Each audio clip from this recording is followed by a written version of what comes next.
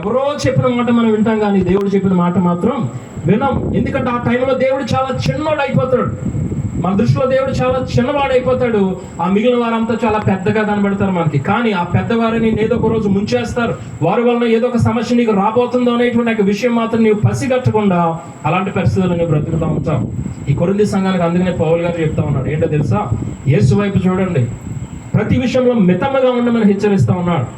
ఈ యొక్క అంచుకాలంలో మనం క్రైస్తవులమైనటువంటి మనం ప్రయాణం చేస్తూ ఉన్నాం. ఎక్కడి నుంచి ప్రయాణం చేస్తూ ఉన్నాం? మనము ఈ భూలోకం నుంచి పరలోకంలోకి. అలనాడు ఐగుప్తు నుంచి కానానికి ప్రయాణం చేశారు. ఇప్పుడు మన ప్రయాణం ఈ భూలోకం నుంచి పరలోకానికి. ఖచ్చితంగా there is no doubt at all.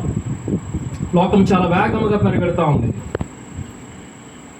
చాలా చాలా వేగంగా. ఎంత టెక్నాలజీ ఎంత డెవలప్ అవుతుందో తెలుసా ప్రపంచంలో? ప్రియమైన దేవుని బిడ్డల, తినిపించడానికి ఒక బొమ్మ, వడ్డించడానికి ఒక బొమ్మ, దాని రోబోస్ అంటారు అన్నమాట. తినిపించడానికి లేకపోతే సర్వ్ చేయడానికి ఇంత టెక్నాలజీ డెవలప్ అయిపోతా ఉంది. యాంత్రికమైనటువంటి పరిస్థితులు ఎక్కువైపోతా ఉన్నాయి. ఇంత డెవలప్మెంట్ అయిపోతా ఉంది కదా ప్రియమైన దేవుని బిడ్డల. ఇంత డెవలప్ అయిపోతున్నటువంటి క్రమంలో, టెక్నాలజీ బాగా పెరిగిపోతున్నటువంటి క్రమంలో యేసు ప్రభువు చెప్పినటువంటి మాట ఏంటో తెలుసా? ఒకవేళ ఎంత రోబోలు నువ్వు సృష్టించి ఎంత చేసినప్పటికీ కూడా ఎవరు వస్తారు పరలోకానికి? ఎవరు వస్తారు? ఒక మనుషుడు తప్ప. ఎందుకంటే ఆయన నరవతారిగా ఈ భూమి మీదకి వచ్చాడు మనుషులుగా ఉన్న మనల్ని తీసుకువెళ్ళడానికి. కొంతమంది దుర్బోధలు ఏం చేస్తున్నారు తెలుసు? ఈ మధ్యలో స్టేడియంలో ఒక ఆయన బోధ చేస్తా ఉన్నాడు. ఏంటో తెలుసా? కొత్తగా నేను ఒక విషయాన్ని కనుక్కున్నానని చెప్తా ఉన్నాడు. రక్త మాంసములు దేవుని యొక్క రాజ్యాన్ని స్వతంత్రించుకో కాబట్టి మనుషులు రోబోలు సృష్టించారు. వాటిలో రక్త మాంసాలు ఉండవు కాబట్టి రోబోలు డైరెక్ట్గా పరలోకానికి వెళ్ళిపోతాయని మీరు రోబోలు చేసుకోండి అంటా ఉన్నాడంటే ఎంతవరకు సమంజసం?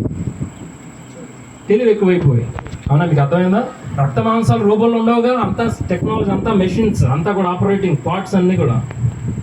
వాటిలో రక్త మాంసం లేదు కాబట్టి రోబో సృష్టి దేవుడే చేశాడు అంటాడు. అబద్ధ బోధ ప్రియమైన దేవుని బిడ్డల. ఇలాంటి అబద్ధ బోధలు కొరింథీ సంఘంలో కూడా ఆనాడు కూడా ఉన్నాయి. సంఘాన్ని గలిబిలి చేయడానికి, క్రైస్తవ సమాజాన్ని గలిబిలి చేయడానికి. ఏది ఎవరేం చెప్తే అలాగేనండి అని చెప్పి మనం చేతులు కట్టుకుని నమ్మేసి తలుపేసేటువంటి వారముగా కాదు, కానీ తర్కించి, పరిశీలించి, పరిశోధించి వాక్యం ఏమి చెప్తుందో ఆ విషయాలను మనం పరిశీలనగా తెలుసుకునేటువంటి వారుగా మనము ఉండాలి. దేవునికి స్తోత్రం. ఇదేనండి.